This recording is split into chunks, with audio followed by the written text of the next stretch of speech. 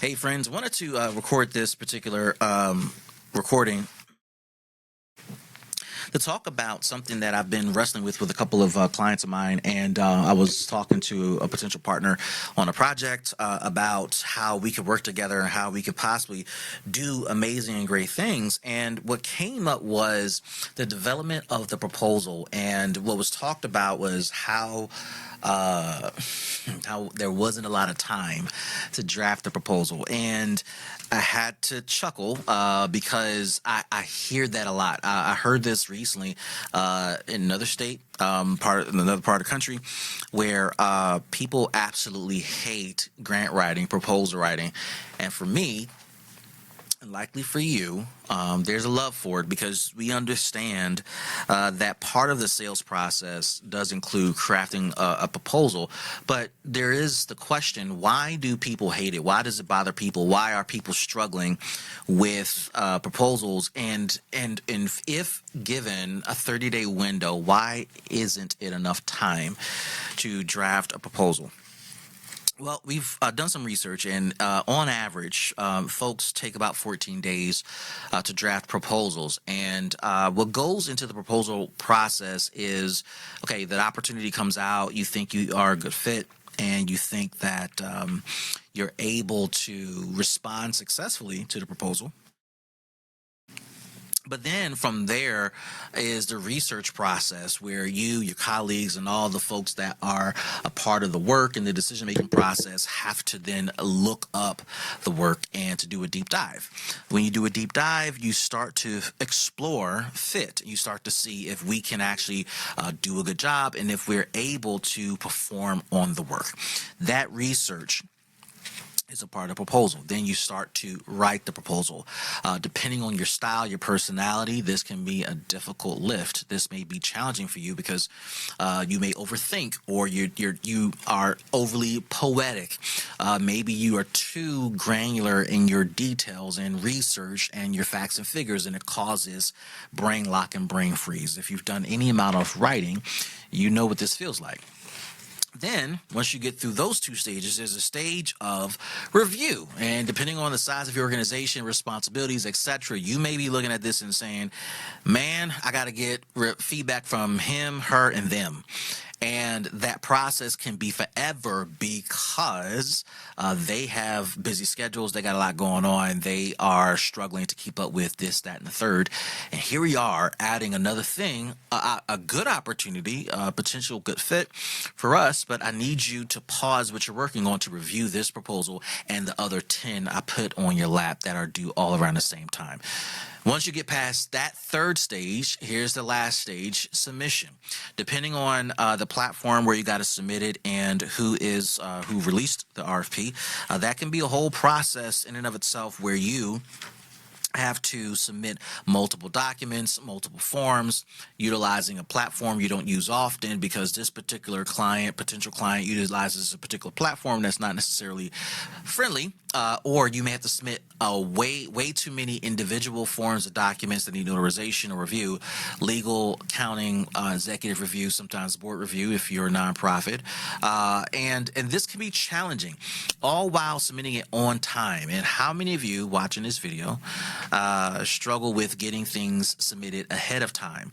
And ahead of time does not mean the proposal is due at 12 p.m. midnight and you get it in at 11:59 with 11:59 45 seconds with 15 seconds to spare.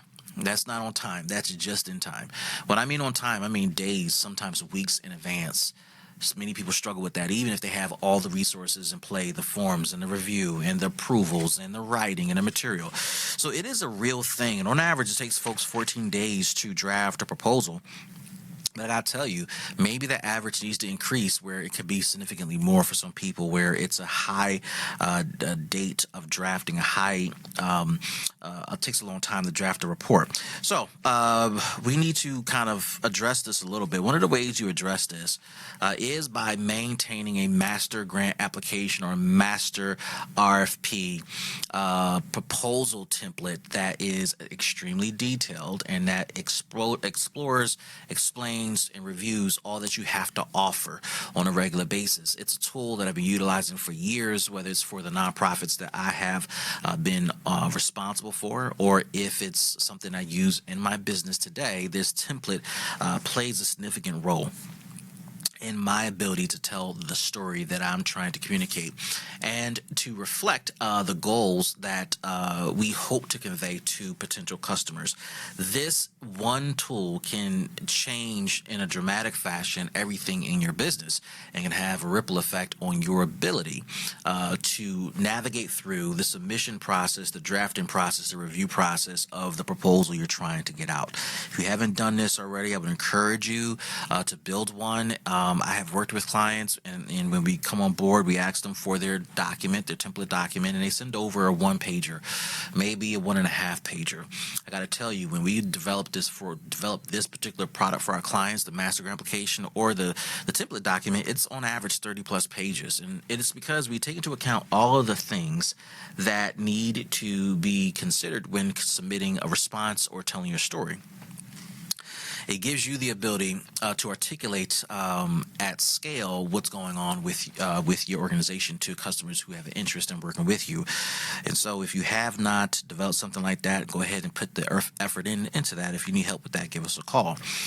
The other challenge I do see with this whole overall process, why people hate responding to RFPs and why they hate writing grants, is because they don't have a system or process in place to analyze the grant or the RFP. So they read the thing and they're immediately overwhelmed.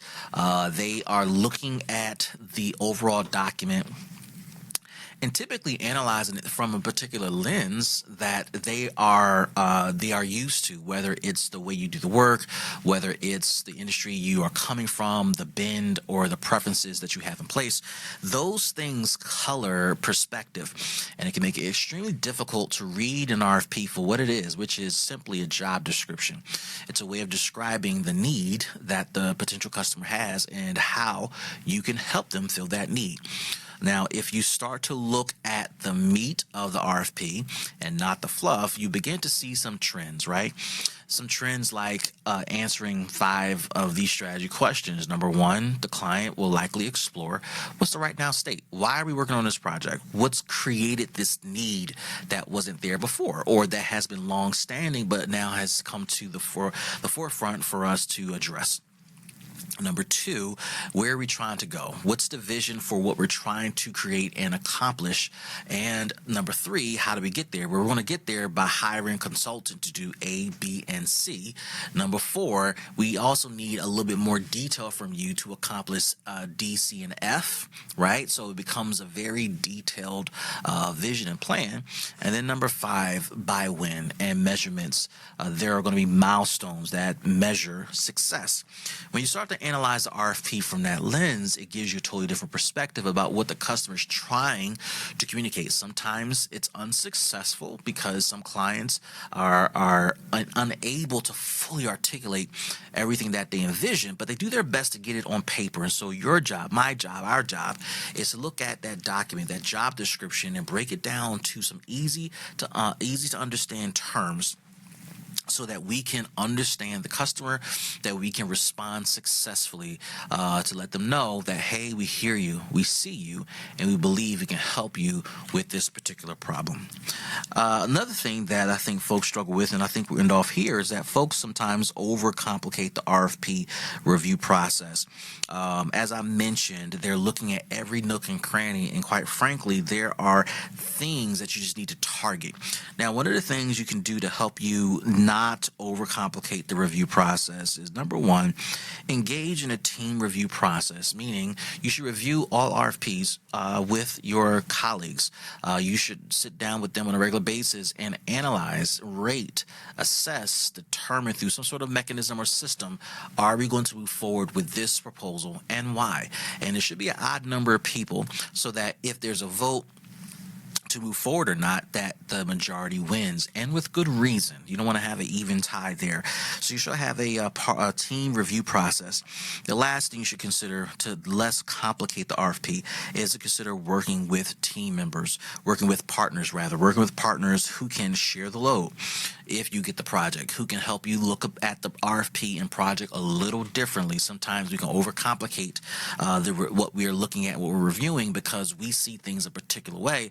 And the truth is, if you bring a partner in, they might not see it the same way, or they may see it the same way, but may have a different interpretation of the information, how to respond successfully to meet the need of the customer. So these are some things that can help you think about how to reduce the stress of the RFP writing process, the grant writing process, the review process. How does it respond successfully?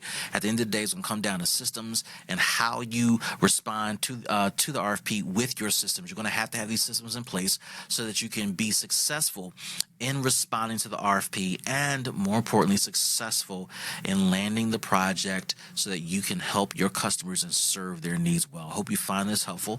This is Dr. William Clark. I'll see you guys next time. Bye, everybody.